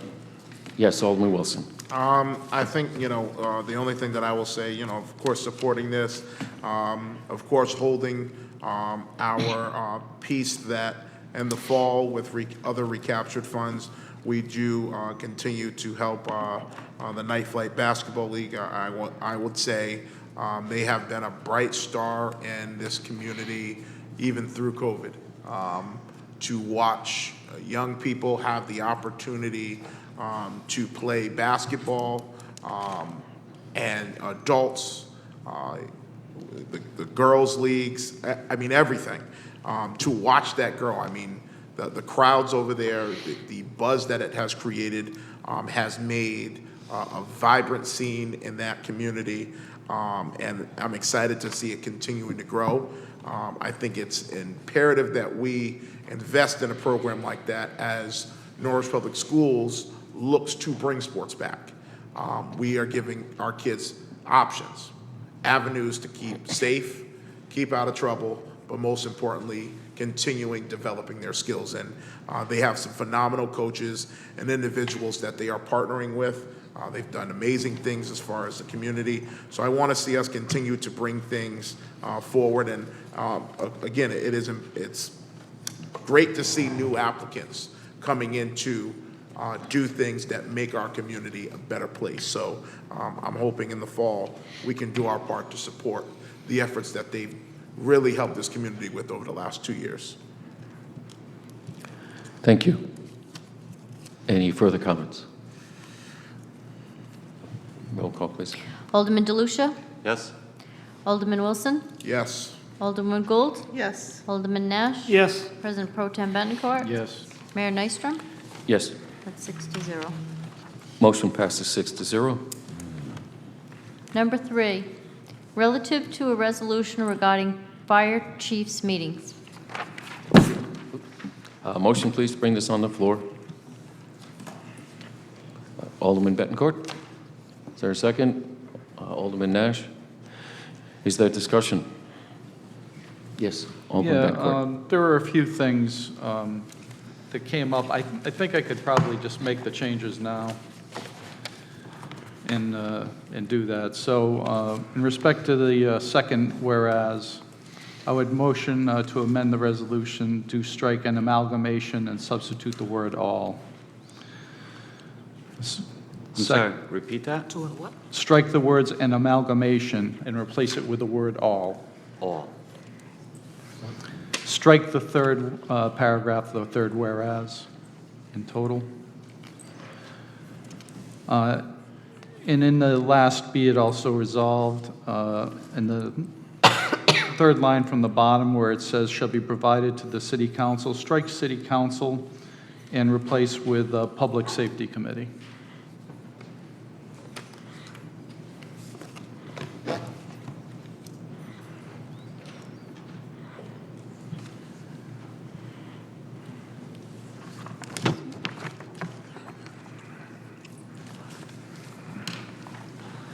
Motion is to amend as outlined. Is there further discussion? Alderman Gould. Well, Brian Kobolars and I finally agree on something. I never liked the word amalgamation either. And I appreciate the fact that you've taken it out, because amalgamation talks about combining multiple entities and making them into one, and that is not what this is about. No. And as long as we are striking through, 1 second, it does require a second, the amendment. Nash? Did you second? Yeah. Oh, you did? gave you a second. Oh, okay, I'm sorry, Yeah. I didn't hear a second. All right, thank you. and as long as we're striking through, let's go down to the 5th paragraph. Why do we need to use the words "is hereby directed" in paragraph 5 in regards to Mr. Salamone meeting with the fire chiefs? He's already doing that on a regular basis. Why can't we say we encourage the continuation of or support the continuation of, rather than we have to direct him? Directing him sounds like the city manager is unwilling or against meeting with the fire chiefs. And then this business with, cancellation of the meeting will be expeditiously reported to the city council. That's an insult to the city manager. Is he not a professional? Do we not hire a professional city manager? Is he not an adult? Why are we trying to micromanage his office? Do we require him to tell us when he's canceled another meeting? Or he couldn't go to a meeting? The language is offensive, it's demeaning to Mr. Salamone. He doesn't need a babysitter. He has served in the capacity of a city manager for over 40 years and deserves a little more respect from the members of this council that would be putting forth that, he better notify us why a meeting got canceled. He's an adult. If a meeting gets canceled, it gets canceled. But I absolutely think that this cancellation of meetings, that whole thing should go. Mr. Salamone, I'm sorry we even have to bring this up in public to discuss this. It's really, really awful. Thank you. Is there further discussion on the recommended amendments or changes to the text? Alderman Wilson. Well, I'll hold off until we get to the full resolution. Thank you, sir. I just have a question. Was that a motion? Yes. Okay. That So what are we deleting? cancellation of meetings. No, there's a motion on the floor that has to be disposed of first. I thought she was adding to that motion. I was adding to that be considered. They have to be kept separate. Okay. Yeah. Excuse me. Thank you. You could make another amendment. She could make the amendment, and then we work backwards from hers, if you want to get really confusing. I think it would be cleaner to vote, Yeah. and then we're dealing with what remains. Right. Alderman DeLucia. Thank you, Mayor. I'd like to make a motion at this point to postpone this action on this to our July 19th meeting, so that all the parties involved can get the language straightened out instead of building this plane while we're flying it.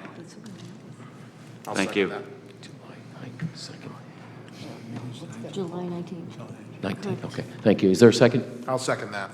Motion to postpone, second by Alderman Wilson, to the July 19th meeting, July for 19th, clarity. yep. Is there discussion on the motion to postpone? None. Alderman DeLucia. Yes? Alderman Wilson. Yep. Alderman Gold. No. Alderman Nash. No. President Pro Tem Bencourt. Yes. Mayor Nystrom. No. That's 3 to Motion fails. 3. Motion fails on a tie vote, 3-3. The resolution as recommended to be amended is still before us. Is there further discussion on those recommendations? If not, could we have a roll call, please? Alderman DeLucia. We're voting on Pro Tem Bettencourt's changes? Correct. No. Alderman Wilson. So this, just to make clear, This is the ones that he just put forward? Yes, that is correct. Yes. Alderwoman Gould. No. Alderman Nash. Yes. President Pro Tem Bettencourt. Yes. Mayor Nystrom. No. That's 3-3. Pardon? 3-3. 3-3. Motion fails. Is there further discussion on the resolution as presented this evening without amendment?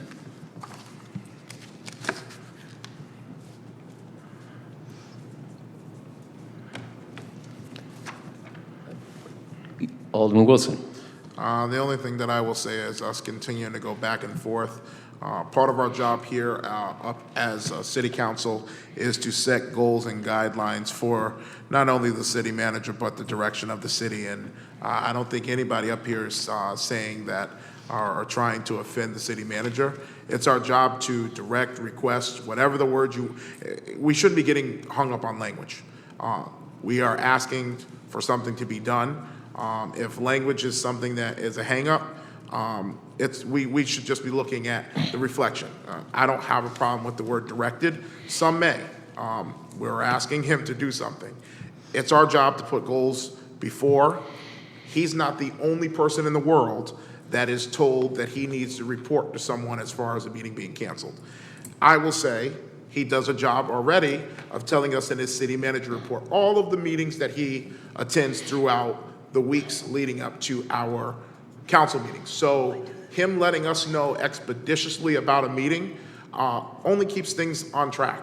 I think part of it is we sit here and we listen to taxpayers say it hear in and hear out about us having accountability, structure, and goals on what where we're going with the city.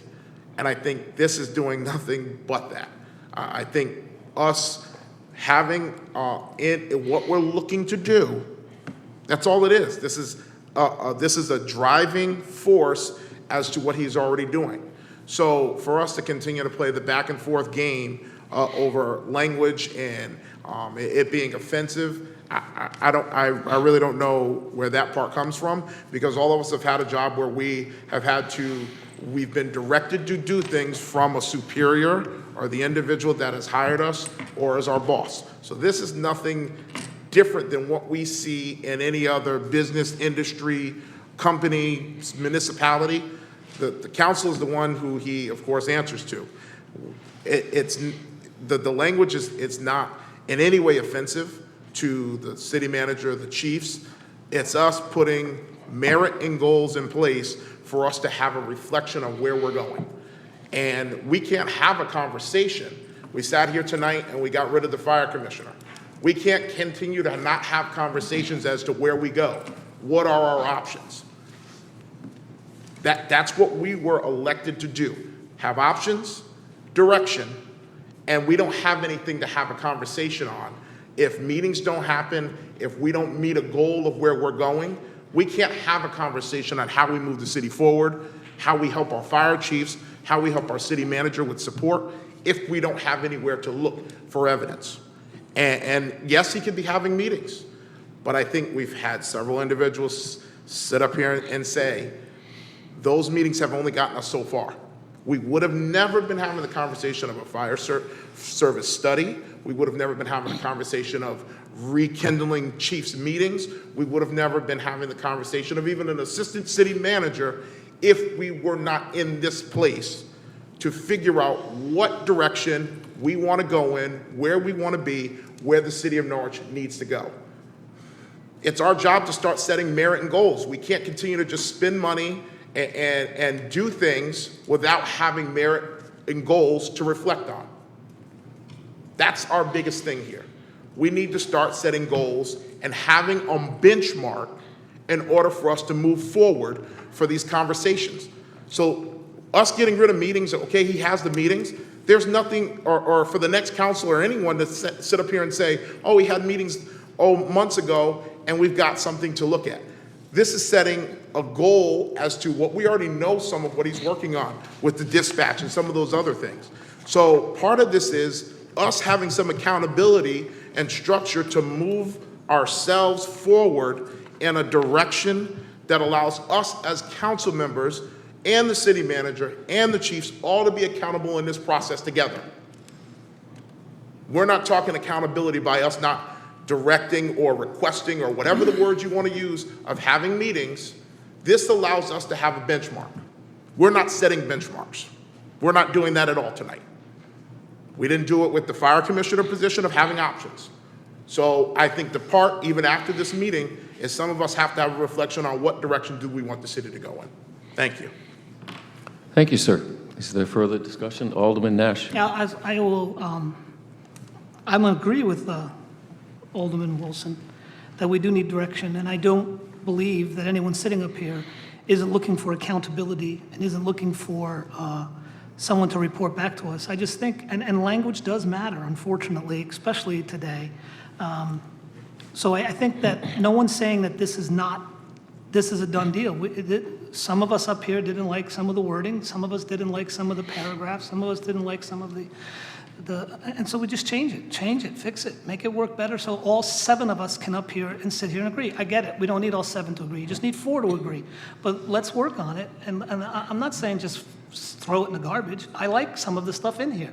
I think some of the stuff in here is extremely important. It does give guidance, it does give direction, it does give the city manager a direction and reporting back to public safety and explaining what's going on. And you're right, he does report in his city manager's report what meetings were attended, what meetings, and you know, listen, I don't even have an issue with him telling us that the meeting was canceled. I mean, I really don't care. It doesn't matter if it was canceled. He could tell me at the public safety meeting, he could tell me at city council. I don't really need an email reporting to me, telling me he had to cancel. I mean, listen, some of us up here can't make council meetings. Some of us can't make committee meetings. We don't have to email anyone and say, I'm not making it. We just call and say, hey, I have a family obligation. I have something going on. I can't make it tonight. And people elected us to show up. So we sometimes miss a meeting here or there too, and some of the chiefs might be on a call when a meeting happens, and maybe 3 of them are on a call when something happens. And, you know, that stuff can be reported to us. I don't know how exponentially it needs to be done, like, immediately, but it could be, you know, hey, why didn't you have a meeting this month, City Manager Salomon? And he can say, well, whatever happened, happened. So that's a way of reporting back. I don't think anyone is saying not to go forward with this. I'm not. I just don't like some of the verbiage, and if we can clean that up, you know, then we can clean that up. So let's clean it up and work together as a council. The 7 of us up here want what's best for Norwich. We just have different paths that we want to walk down, and that's all I got to say. Thank you. Alderman Wilson. So I will say, if that's the case, we have the opportunity to postpone it. And if we're working as a bipartisan group, we can come together before the next council meeting and have something that we can all agree upon. I think that's all the postponement does. It allows us to come together with language that we can all live with and work with. If we are a bipartisan group and we want the same thing to move in the same direction, we have the opportunity to postpone this and work on it. So procedurally, for us to start this over, defeat it, come back with a whole new one, we have methods in place that we're sitting up here that we can use. A postponement, all it takes, one of us on each side reaching out and coming up with something that works. If we can't get it together tonight, a postponement was the way to go so that we can come up with something that is bipartisan. Thank you. Thank you. Okay. Alderman Nash. It's my second. I'll do this then. I make a motion that we refer this to public safety.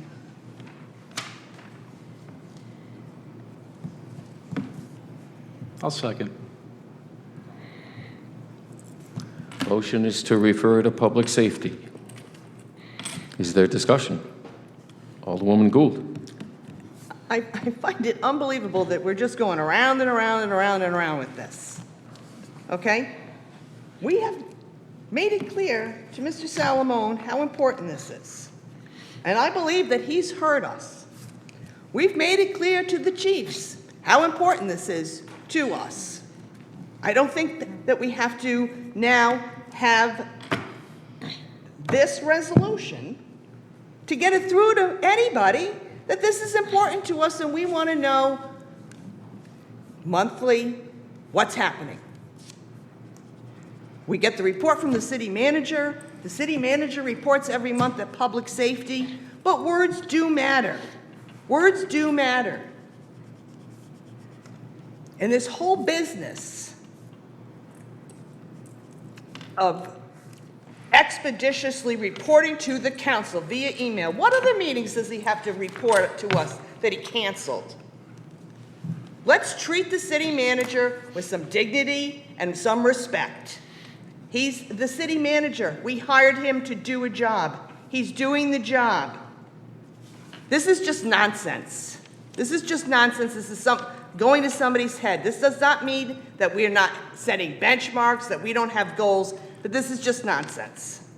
And I won't support it in any form, shape. I don't care what language you put into this. The city manager knows it's important. The chiefs know it's important. Everybody knows it's important.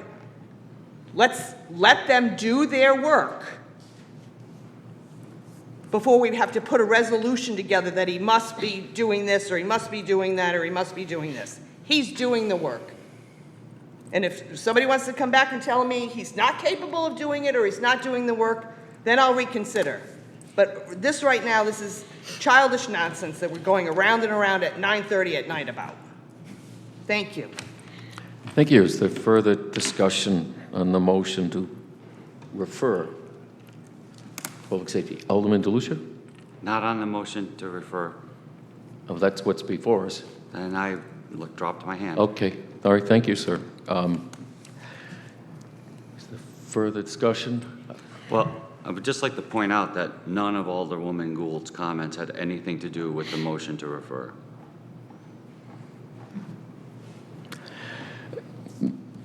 That's your opinion. Others would differ with you.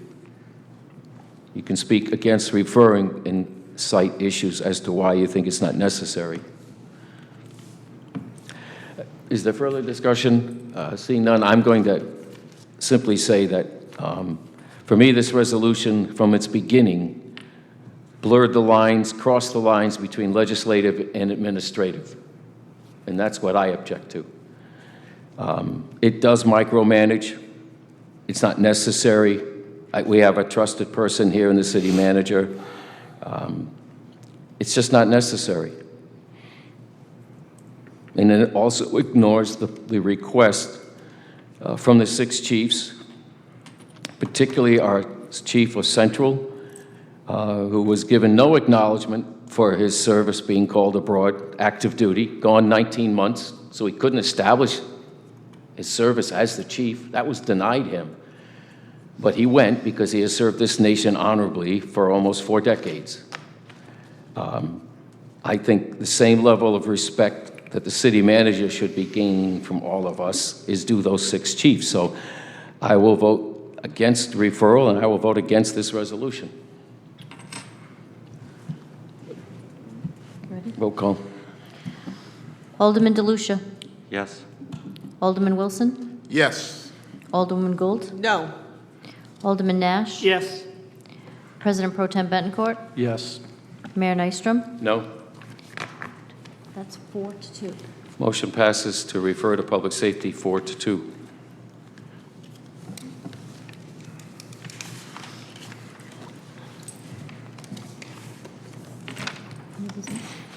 New business ordinances. New business. New business ordinances.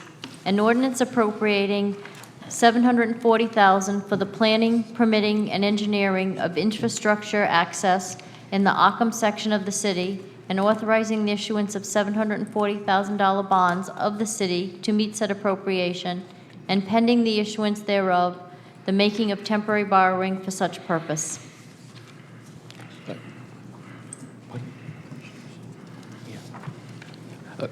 Before we move forward, Deanna, please. We're going to be referring this to Commission on City Plan. Is there any timeline you'd recommend?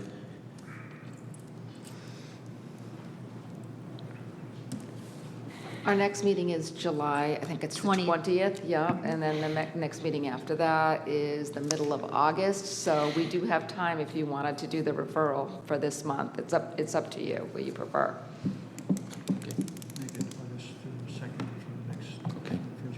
Okay, the motion before us is to waive for public hearing, waive the full text and reading of the ordinance for August 2nd, and refer to the Commission on the City Plan.